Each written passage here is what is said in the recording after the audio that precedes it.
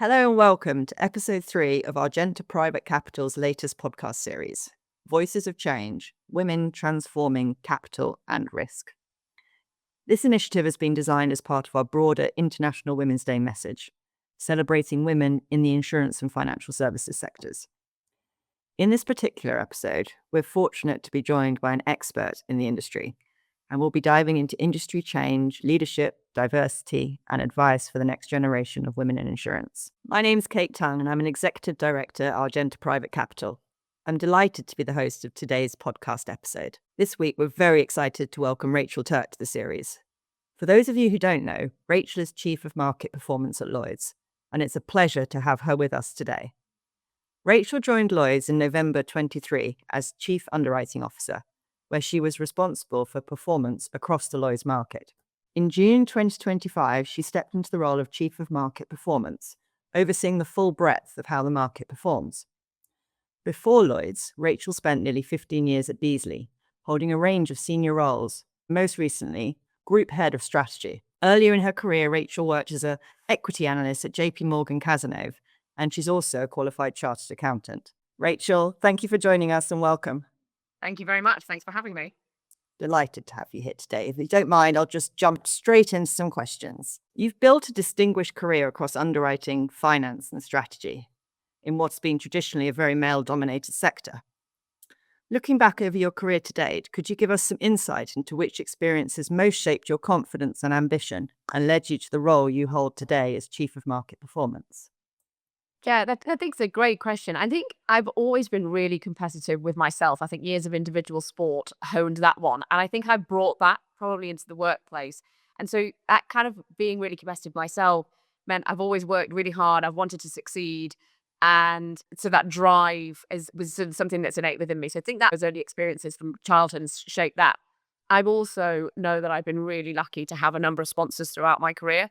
Some of whom I've known about at the time. Some of them I haven't known that they were really sponsors at the time. And I sort of realized it, in retrospect. And I think that helped me a lot with my confidence to know that others believed in me and supported my ambition makes a huge difference. And I think actually all of us need a little bit of external affirmation, because you go that you can achieve what you're really capable of. That's really interesting. So competitive nature coupled with formal and informal sponsors. Thanks, good. So as part of the Lloyd's executive team and a member of the council, you're one of the most senior women at Lloyd's. What does leadership look like to you, and how do you consciously role model leadership for women across the market? Sometimes it feels like it's quite a heavy weight to bear. It's like, oh, you're one of the most senior women. So like, how do you role model it? What does it look like? And I think I try and consciously role model the things that are really important to me. So like one of those is making time for myself. So I know in order to deal with stress and one of the things I rely on exercise, I'm completely open with everybody. I go to a personal trainer 3 times a week, mainly because you never cancel on a personal trainer. But if you've just got a gym session in, like other stuff comes in the diary. And I do this through the day, whatever time suits my calendar. So it could be 8:30, it could be 10:30, it could be 2 p.m., whatever. And I visibly and without shame disappear to the gym in the middle of the day. I even sometimes will come in just in gym kit because everybody knows. And I think there's part of that from a senior individual, giving people the permission to be themselves. I also, and this is a tiny little one, but I'm totally happy to dress in a way that suits me and my personality. Like I'm probably not the most formally dressed person at Lloyd's. I'm not totally convinced I even own a suit or black shoes because I like colorful shoes. But again, that's very reflective of my personality. And I think from a leadership point of view, and there isn't a one size fits all model. You don't have to look like a carbon copy of other people that you see. You can be yourself and you can be successful in that. Also, I think the other piece that I do from that leadership and women, it's tough, right? It is hard. And I talk very openly about my challenges. I'm a single parent. Like I adore my kids, but the mental load of home kids work is really high. And I share quite openly when I'm struggling. I think most people think that I have it together all the time. I think outwardly I probably come across as completely in control, completely sorted. Being open about how I actually feel as opposed to how I might present. Also, from a leadership piece, gives other people the permission to go, do you know what, actually, I'm struggling as well. And it's okay to be open about that. And then the other thing that I do is I try and make myself very available to people. Like I don't have any of the answers, but being available to talk about maybe what my struggles are, what their struggles might be, I think also helps. And to me, part of the leadership is just trying to humanize it. And that I think that's the biggest thing that I bring. And for women, I firmly believe you can have it all, but it is hard. And it is easier, therefore, if you talk about the struggles that you're having, than try and pretend you've got everything sorted all the time, because that's just not realistic. Yeah. So being honest with yourself and honest with your team and the members around you is really important. I think, it's exhausting as well if you're not being true to yourself. We spend so much time at work, and it's great that you're able to give yourself that space and know what's important. So Lloyd is undergoing quite a significant transformation towards digitalization.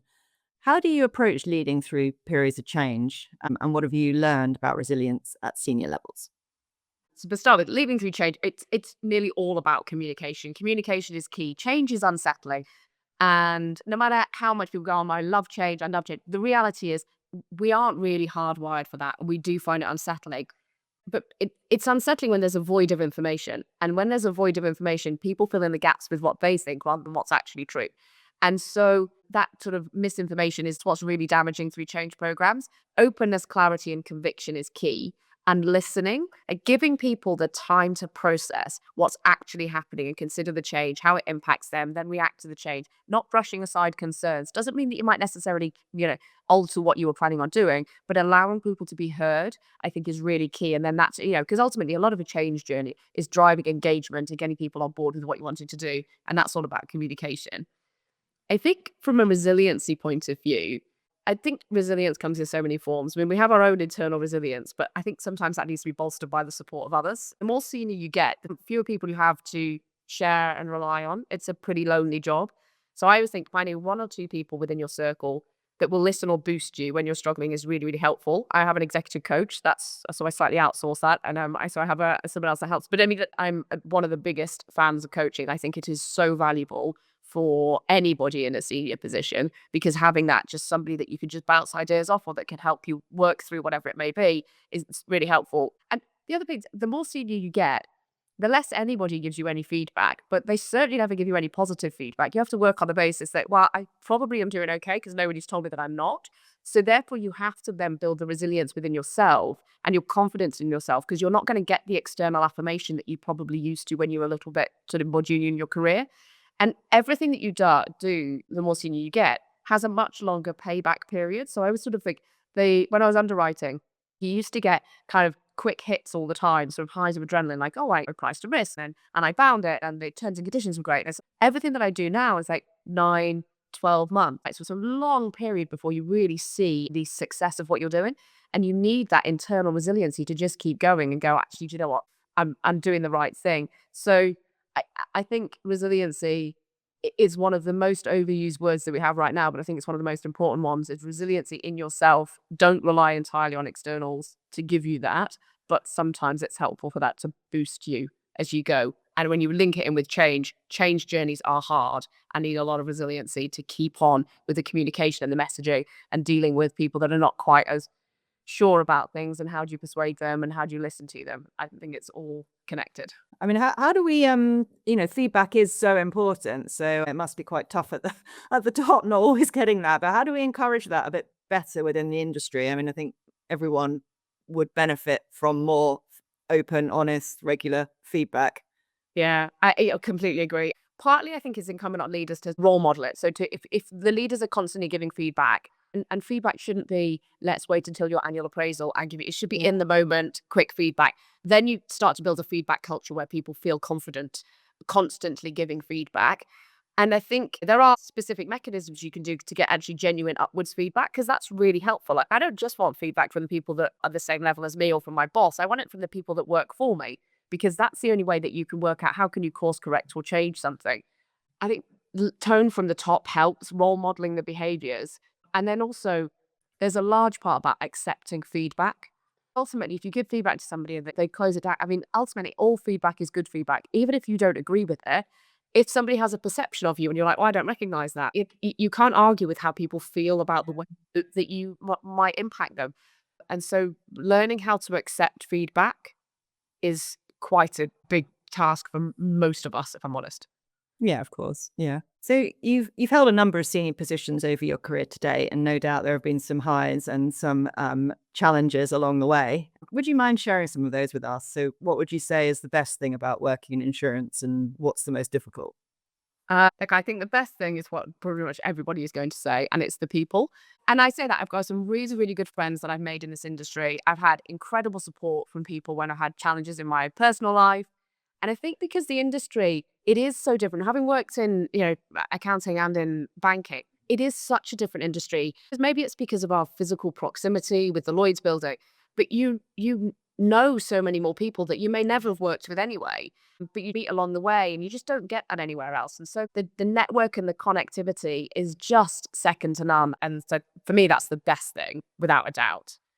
When I think about what's the most difficult thing that I've had in this industry, it's the entertainment element. I am quite outgoing. I actually enjoy most of the dinners that I do and the entertainment because, as I said, I really like the people. And it's rare that I'm ever out and I'm like, oh my God, I just can't find something to talk to with these people. I just really enjoy it. But what that brings is the work-life balance struggle. The guilt I battle with is intense. And a part of that's because actually when I'm out in the evenings, I'm often having fun, but I'm feeling like I should be at home with my kids.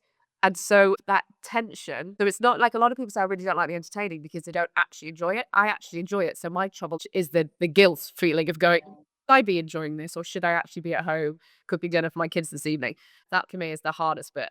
Yeah, I can really relate to that. And it's, there is never the right balance when you're trying to juggle everything, and no doubt worse at your level. But yeah, I agree. The people are absolutely amazing in the industry. And I know Lloyd's is doing a lot to encourage the next generation of individuals into the industry. Is there anything more that we could be doing to get the word out there at how great it is? I think there is, and I think we've got a problem actually. We launched the London Matters report as part of the LMG, and one of the stats that was really startling is there are more people in the industry that are over the age of 50 than are under the age of 30, and Yeah. that is leading us into a problem. And of all the graduate recruitment that's done, it's concentrated in 5 big firms. And so you look at that and you go, Where does the industry go?" So in the next 10 years, half the industry looks like it might be retiring. That's a real problem. So how do we encourage people? And I think the LMG is doing a load of really good stuff on early careers, early talent, trying to get people into the industry. But again, see, when you talk to people my age, how did you get into insurance? You're like, well, I fell in accidentally. It wasn't a career choice, and we need to No. change rhetoric and to go, I chose to be here because it is a great industry, because of the people, because of the opportunities. It is the most, I think it's one of the most dynamic in terms of the career options that you have as you can weave through. Like, it's not a linear career trajectory. You can do so many different roles. We just need to be better at getting that message out. But I think also those of us in the industry also need to stop apologizing for the fact that we're in the industry and we fell into it. Or even if we did fall into it, maybe don't lead with that the whole time, because this doesn't help encourage the younger generation in. That's great. Thank you. So, when you reflect on your time at Lloyd's so far, what are you most proud of? Actually, I find that a really difficult question because I find it really hard to talk about achievements or things I'm proud of, right? Because it's just much easier to brush those to one side. But being able to bring a commercial mindset into oversight, which I think the market's experiencing, is a shift to what I would call adult to adult conversations rather than parent child. And then also trying to pull back in areas where we've overstepped our role. I mean, as I said, I had 15 years almost on the other side of a lot of the Lloyd's oversight. And the feedback I've had from the market is the tone of interactions that we have now has really changed. And you're talking to us as if you think that we are actually trying to do the right thing, as opposed to we put you on the naughty step. So that shift is pretty powerful, and so I'm pretty proud about that. Lovely, thank you. And as we wrap up this podcast series, what key message or takeaway would you like to leave with the market? And this could be a lesson you've learned, or advice you'd offer, or a change you'd like to see in the industry. I think if I go like a lesson I've learned, I think I've learned that success is not a solo endeavor, right? So my success that I had, and that, I'm very proud of it, but it's not mine. It's not only mine. It's down to the support that I buy from bosses, from colleagues, from friends, from supporters in the market, from sponsors. So I think that being aware of who your network is, who your amplifiers are, and who you can turn for support is when you really need it, is really, really key. And I'd say if I wanted anyone to take any message away from that, network isn't about rocking up to a cocktail party and trying to talk to 5 or 6 different people. It's working out who do you want to spend time with, who's valuable to you, who are you valuable to as well, and how do you all support each other? Because we are much better, as I said, success, not a solo endeavor. We're successful because of other people that help us. Yeah, and making sure we carve out time to ensure we spend time with that network and can collaborate, Yeah. and get the support that we need. Thank you. Exactly. Well, that's absolutely fantastic. Thank you so much for joining us today, Rachel, and sharing your insights so generously. It's been a pleasure speaking to you. Particularly liked your thoughts on the industry as a whole, the network, and getting that support either in a formal or informal way, which will really help the next generation coming through. So thank you. Thank you. My absolute pleasure. And thank you so much. It was a great conversation. And that brings us to the final episode of our International Women's Day series, Voices of Change, Women Transforming Capital and Risk. Over the past few weeks, we've had brilliant guests on everything from the role of private capital at Lloyd's to trends in wealth management to Rachel's very own experience within the market and outlook from here. If you'd like to catch up on any of these conversations, you'll find the links in the description below. And thank you to everyone for listening. See you next time.